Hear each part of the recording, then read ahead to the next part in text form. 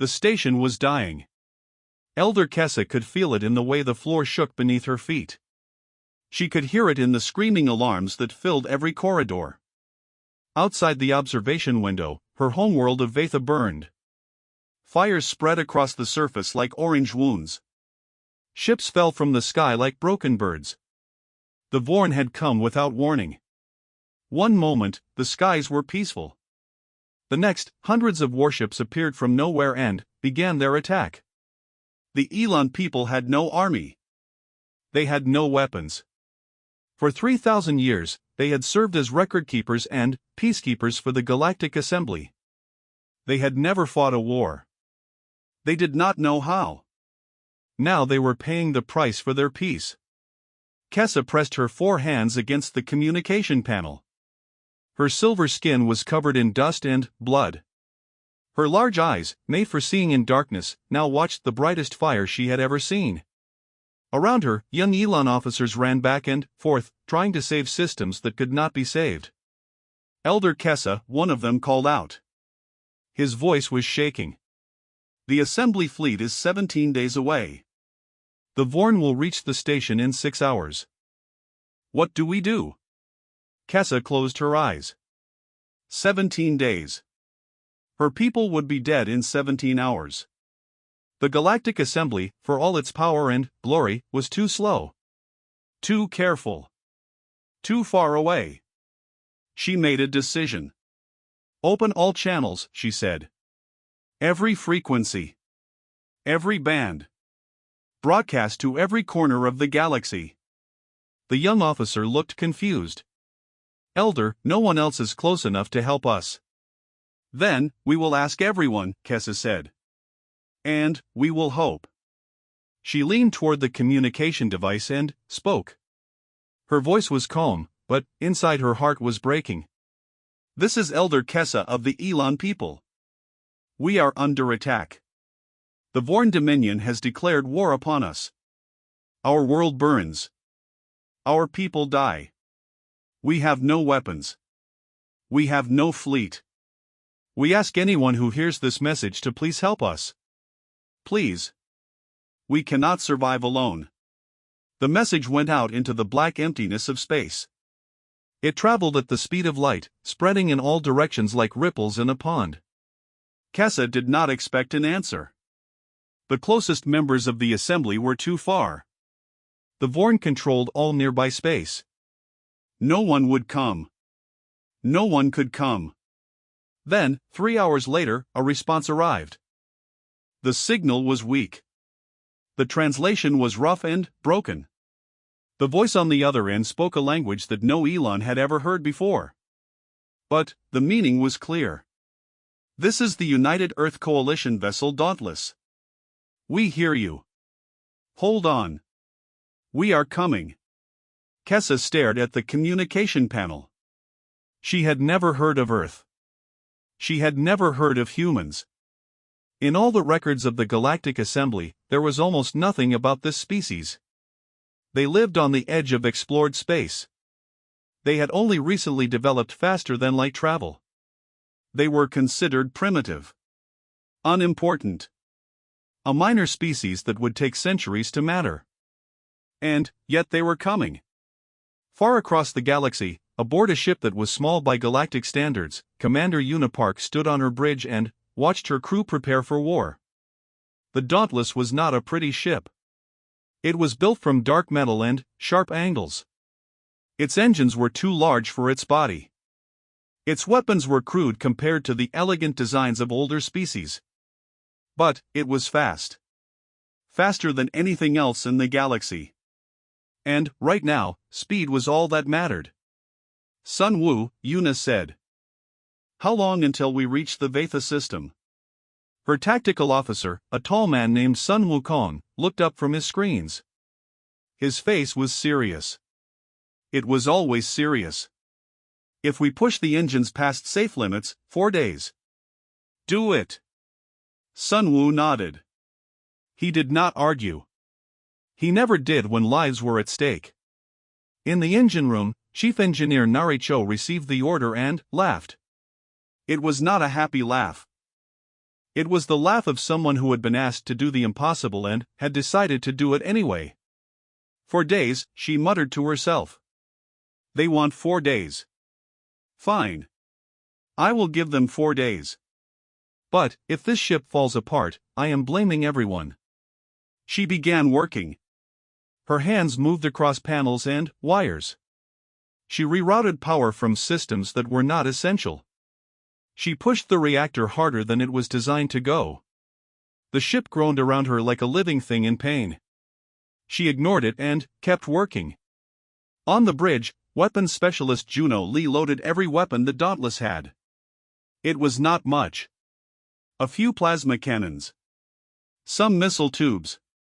A handful of point defense guns. Against a full Vorn fleet, it would be like throwing stones at a mountain. Commander, Juno said quietly. You know we cannot win this fight. The Vorn have hundreds of ships. We have one. Yuna turned to look at him. Her eyes were hard. I know. Then, why are we going? Yuna was quiet for a moment. Through the window, she could see the stars stretching into lines as the ship jumped to faster-than-light speed. Somewhere out there, a species she had never met was dying. Asking for help. Begging anyone to save them. Because they asked, she said simply. And no one else answered. Juno stared at her. Then, slowly, he smiled. It was a small smile, but it was real. That is a very human reason, he said. Yes, Yuna agreed. It is. The Dauntless shot through space like a bullet. Behind it, 2 escort frigates followed. The Hannah and the Resolve. Together, the 3 ships formed the smallest rescue fleet in galactic history. They were outnumbered. They were outgunned. They were racing toward almost certain death. And not one person on any of those ships suggested turning back. On the dying station above Vatha, Elder Kessa received word that the human ships were coming. She looked at the estimated arrival time and felt something she had not felt in hours. Hope. 4 days, she whispered. They will be here in 4 days. The young officer beside her shook his head. That is impossible. No ship can travel that fast. Kessa looked out the window at her burning world. She thought about the strange voice on the communication channel. The rough words. The simple promise. Perhaps, she said softly, we do not know what is possible anymore. In the darkness of space, 3 small ships flew toward war. The galaxy did not know it yet, but everything was about to change. A species that no one had noticed was about to introduce itself. Not with words. Not with diplomacy. With action. Humanity was coming. The Dauntless dropped out of faster-than-light speed above Vatha, and, for a moment, everyone on the bridge was silent. The planet below was wounded. Smoke rose from 100 cities. Debris floated in orbit like a cloud of death. The Elon observation station hung in space, damaged but still alive. Its lights flickered weakly, a small heartbeat in the darkness. Commander Yuna Park gripped the armrest of her chair. Her knuckles turned white. She had seen war before. She had seen death before. But something about watching a peaceful world burn made her stomach tight with anger. Sunwoo, she said. Report. Sun Wukong studied his screens. His voice was flat and calm, the way it always was when things were bad. The Elon station is still operational. Approximately 4,000 survivors aboard. The planet's surface shows scattered resistance, but most major cities have fallen. The Vorn ground forces are advancing. They will reach the remaining civilian shelters in approximately 18 hours. And the Vorn fleet? 30 warships. They are currently positioned on the far side of the planet. They have not detected us yet. Yuna nodded slowly. 30 ships against 3. The numbers were bad. Very bad. But numbers were not everything. Open a channel to the Elon station, she ordered. The communication screen flickered, and then Elder Kessa appeared. She looked exhausted. Her silver skin was pale, and her forearms hung at her sides like weights. But when she saw Yuna, her large eyes widened with something that might have been tears. "You came," Kessa said. Her voice was barely a whisper. "You actually came." Yuna gave her a small nod. "We said we would." "But how?" "Our calculations said it would take any ship at least 12 days to reach us from your position. You arrived in 4. We pushed our engines hard." Kessa shook her head slowly. She did not understand. No species pushed their ships that hard. The risk of engine failure was too high. The danger to the crew was too great. Every species in the Galactic Assembly built their vessels for safety first, speed second. Humans, it seemed, had different priorities. "I do not know how to thank you," Kessa said. "But I must warn you. The Vorn have 30 warships. You have 3. Even with your speed, you cannot defeat them. You should leave before they find you." Yuna smiled. It was a tired smile, but there was something fierce hiding behind it. "We did not come all this way to leave." Before Kessa could respond, an alarm sounded on the Dauntless Bridge. Sunwoo looked at his screens and his face became even more serious than usual. "The Vorn fleet is moving," he announced. "They have detected us. 30 ships are changing course. They will reach our position in 20 minutes. Juno Lee looked up from his weapons station. "Commander, what are your orders?" Yuna stood from her chair. She walked to the front of the bridge and looked out at the stars. Somewhere out there, 30 enemy warships were racing toward her. Each one was larger than the Dauntless. Each one had more weapons, more shields, more crew. By every measure, her ship should turn and run. But running was not why she came. "Tell the Hannah and resolve to form up on our flanks," she said. "We will hold position between the Vorn fleet and the station." Sunwoo paused. "Commander, if we hold that position, we will take the full force of their attack." "I know. We will almost certainly be destroyed." "I know that too."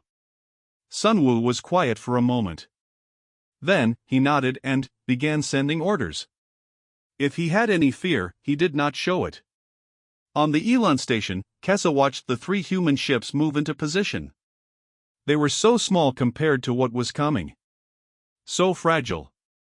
She had seen Vorn warships tear through assembly cruisers like paper. These tiny vessels would not last 5 minutes. "Why are they doing this?" she asked no one in particular. "They do not know us. They owe us nothing. Why are they willing to die for strangers?" No one on the station had an answer. The Vorn fleet arrived exactly on schedule. 30 massive ships dropped out of faster-than-light speed and formed into a wall of metal and death. Each ship was covered in dark armor. Each ship bristled with weapons. The lead vessel, the largest of them all, moved forward until it was facing the Dauntless directly. A communications signal came through. The Vorn commander appeared on screen. He was tall and broad, with gray skin and eyes like black holes. His mouth was full of sharp teeth, and his voice was deep and cold. "Unknown vessels," he said. "You are interfering with Vorn Dominion military operations. Identify yourselves and withdraw immediately, or you will be destroyed." Yuna looked at the alien on her screen. She saw the confidence in his eyes. The certainty that he had already won. The complete belief that 3 small ships would never dare to fight 30. "This is Commander Yuna Park of the United Earth Coalition," she said calmly. "We are here in response to the Elon distress call. We will not withdraw. We will not surrender. If you want to reach that station, you will have to go through us." The Vorn commander stared at her. For a long moment, he said nothing. Then, he laughed. It was a harsh sound, like rocks grinding together. "You are either very brave or very stupid," he said. 3 ships against 30? This is not a battle. This is suicide." Yuna shrugged. "Maybe.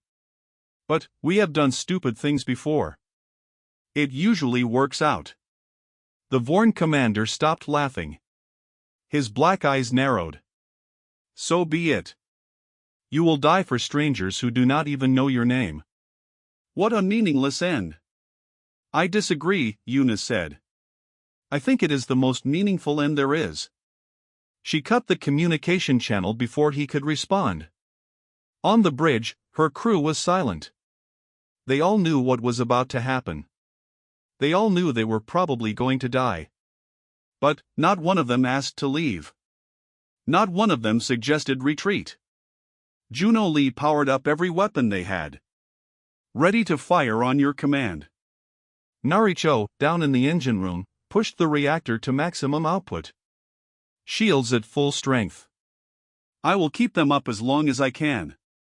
Sun Wukong calculated firing patterns and evasion routes. Tactical analysis complete. I have found several weak points in their formation. Yuna looked at her crew. These were her people. Her family.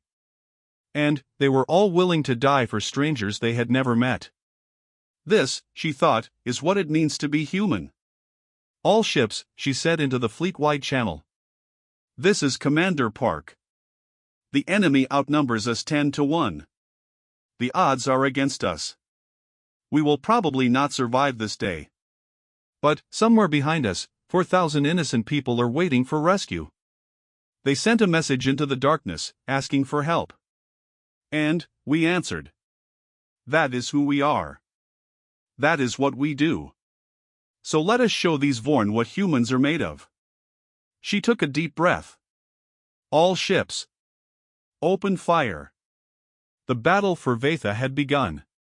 The first Vorn missile hit the Dauntless like a hammer from an angry god.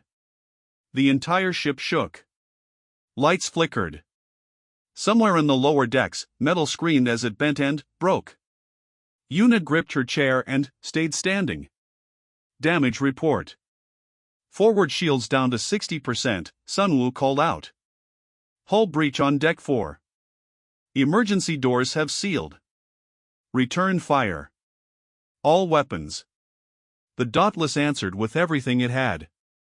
Plasma cannons sent bright green lines across the darkness. Missiles launched from their tubes and flew toward the enemy fleet.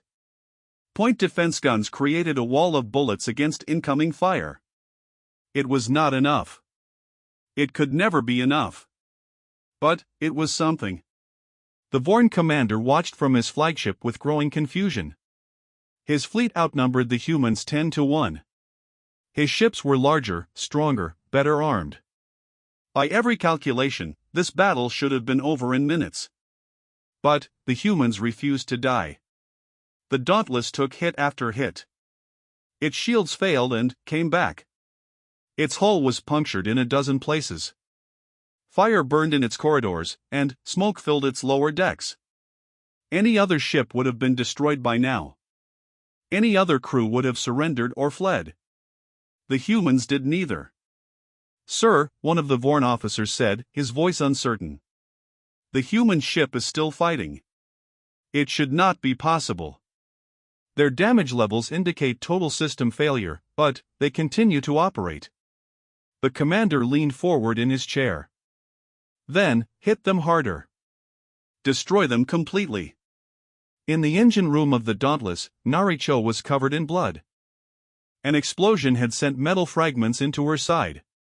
Her left arm was burned from a ruptured coolant line.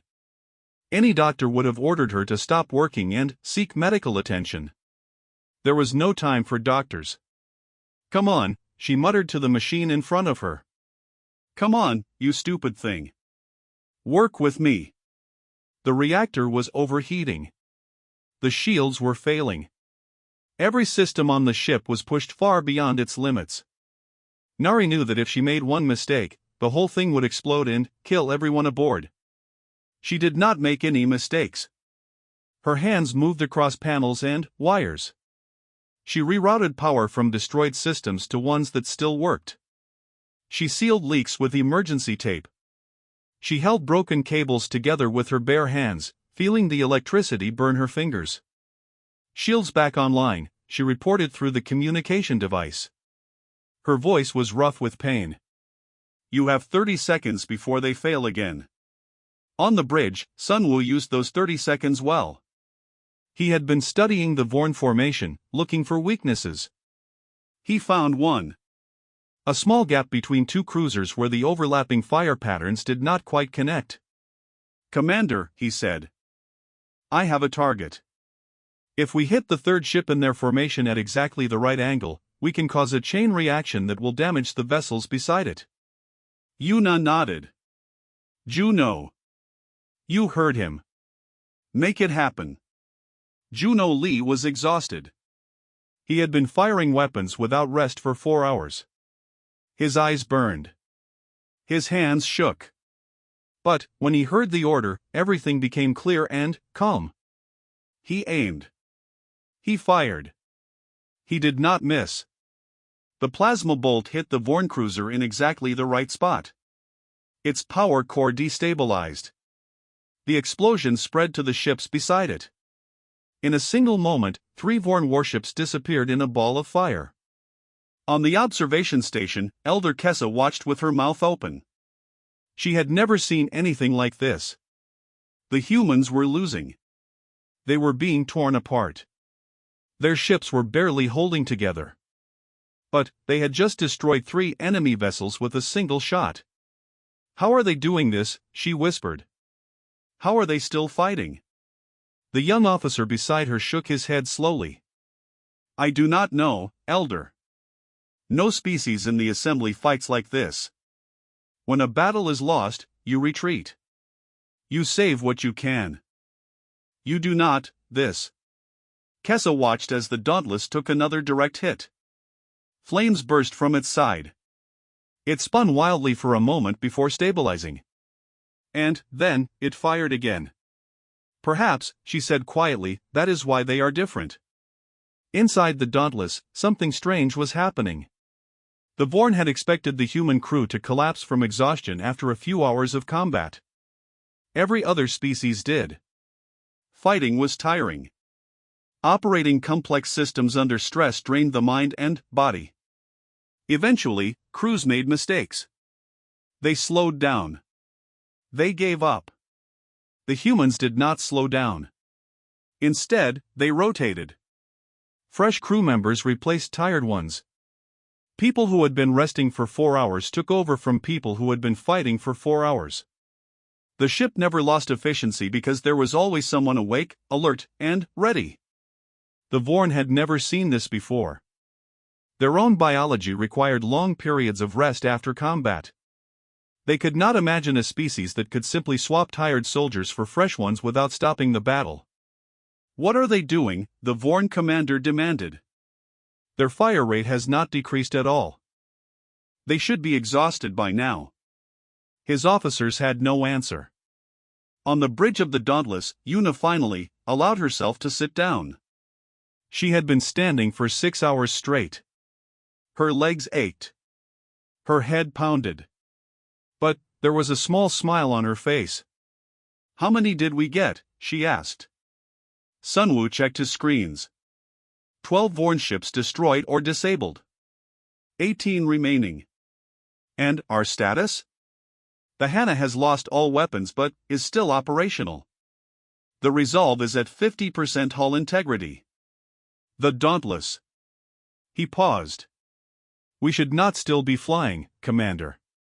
By every standard measure, this ship is dead." Yuna laughed. It was a tired, painful sound.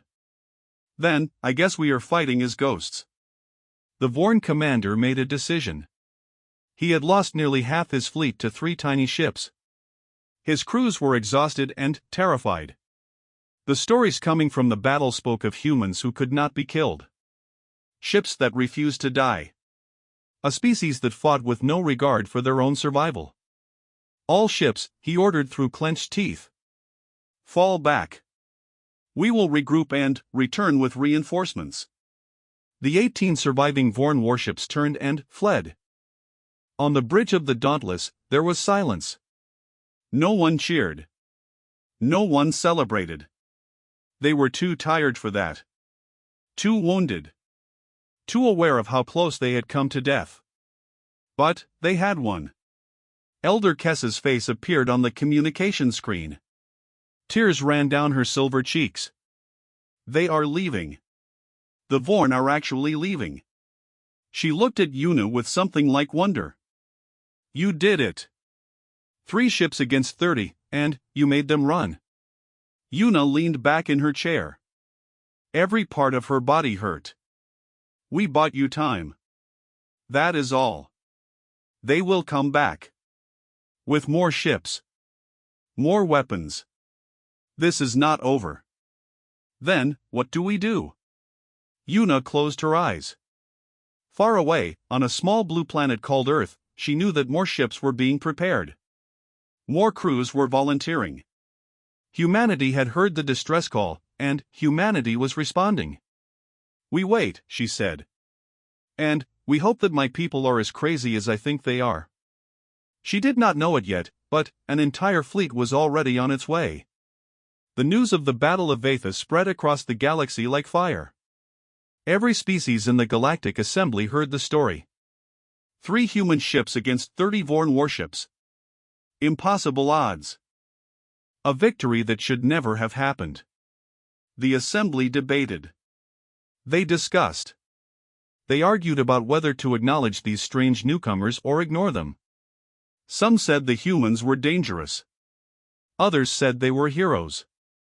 Most simply did not understand what had happened. The Vorn Dominion did not debate. They did not discuss. They simply responded with anger. 400 warships gathered at the edge of Vorn space. The largest armada the Dominion had ever assembled. Every ship was fully armed, fully crewed, and hungry for revenge. The commander who had been humiliated at Vatha was replaced with a new one. A younger, more ruthless leader named Vex. He had never lost a battle in his life, and he did not intend to start now. Find the human ships, Vex ordered. Destroy them completely. Leave nothing behind. The armada moved toward Vatha like a dark cloud of death. On the damaged observation station, Elder Kessa received the news and felt her heart sink. The small hope that had grown in her chest turned cold and heavy. 400 ships, she said quietly. Even the humans cannot survive that. Yuna Park stood beside her, looking out at the stars. The Dauntless floated nearby, held together by emergency repairs and pure stubbornness. In the 2 days since the battle, Nari had worked without sleep to keep the ship alive. Juno had patched weapons with spare parts from destroyed systems.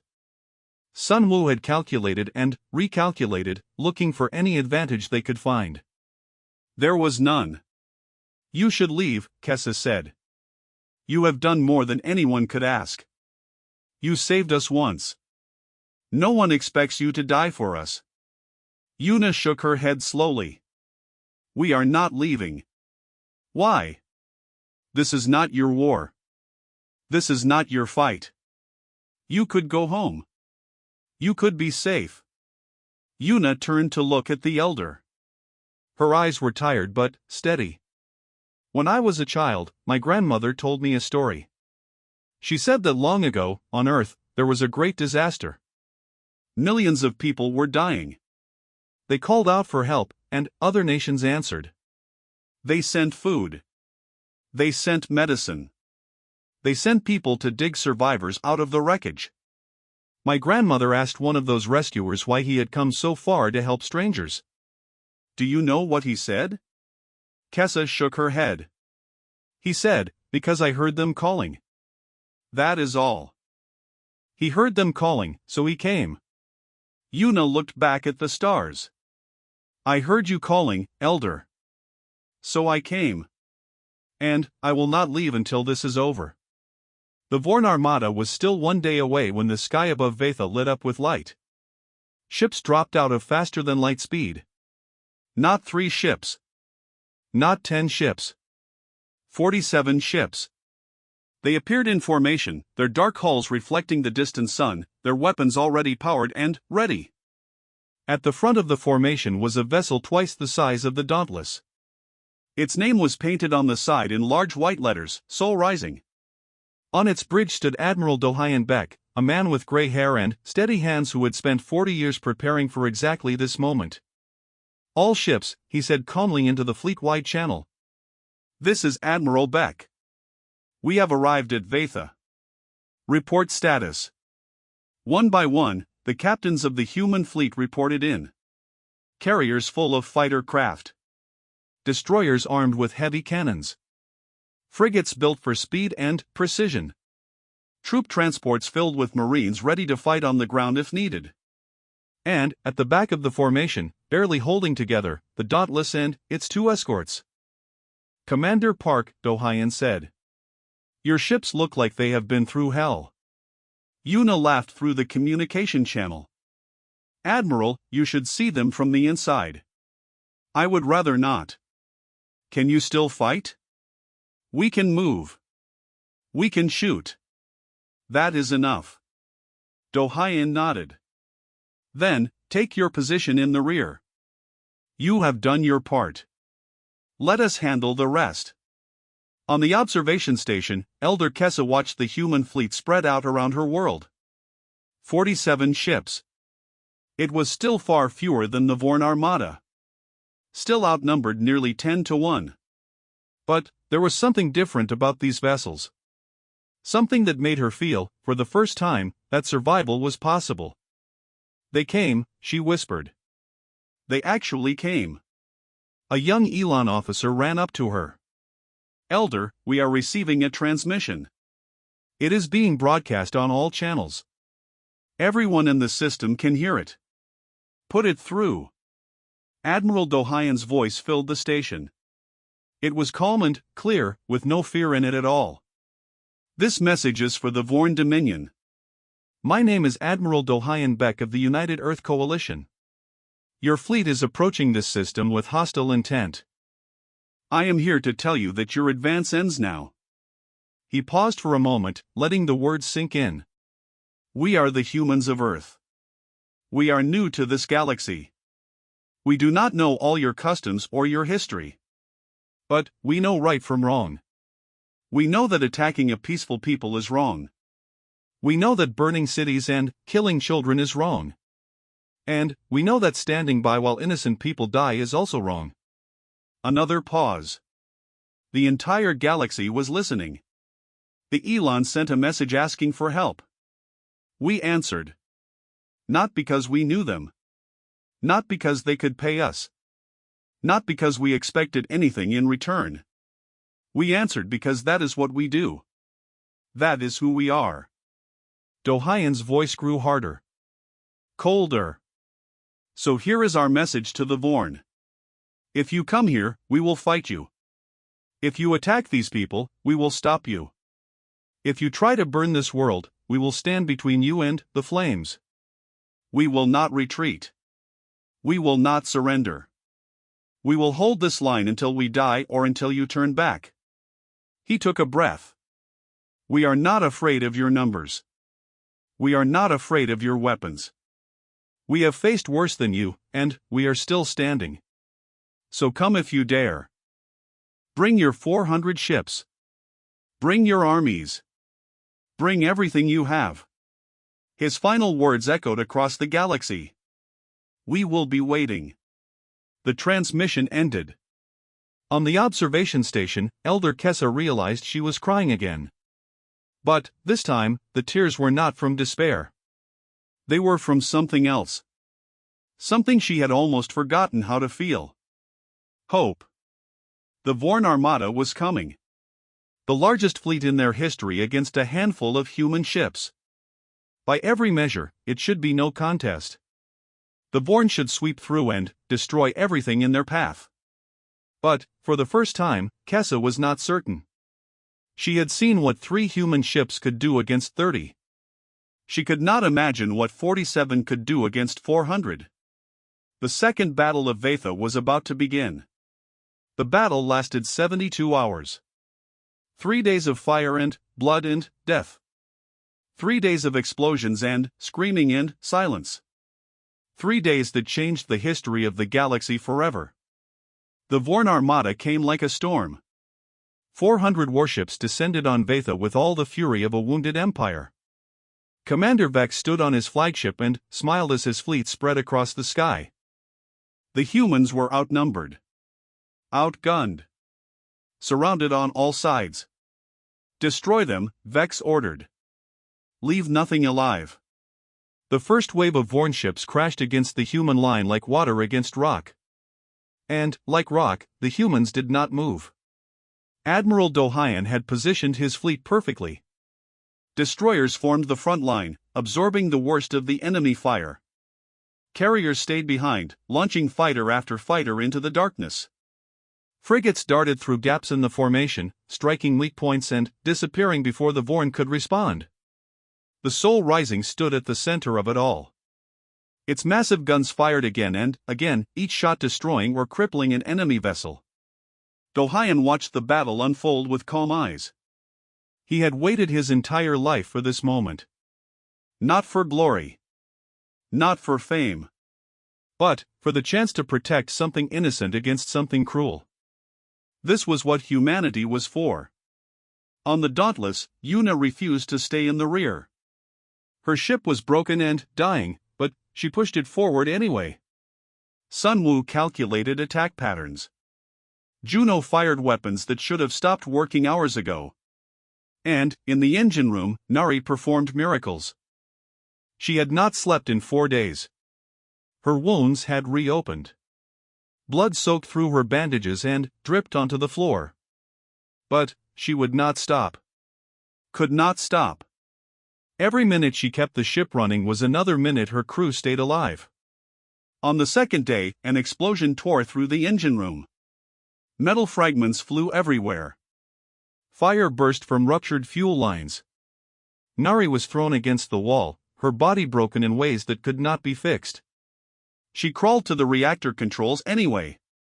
Her hands shook as she entered the emergency shutdown codes. Her vision was blurring. Her heart was slowing. But she kept working. If the reactor overloaded, it would explode. And if it exploded, everyone on the Dauntless would die. She would not let that happen. With her last breath, Nari stabilized the reactor. The ship survived. 300 lives were saved because one engineer refused to give up. Yuna learned of her death through the communication system. She closed her eyes for a moment. Let the grief wash through her. Then, she opened them again and kept fighting. There would be time for mourning later. Right now, there was a battle to win. The fighting on the planet's surface was just as brutal. Human Marines landed in shuttles and fought beside Elon civilians who had never held a weapon before. Juno was among them. He had lost an arm in a shuttle crash on the second day, but he refused to be evacuated. Instead, he picked up a rifle with his remaining hand and led a squad of soldiers to rescue trapped civilians.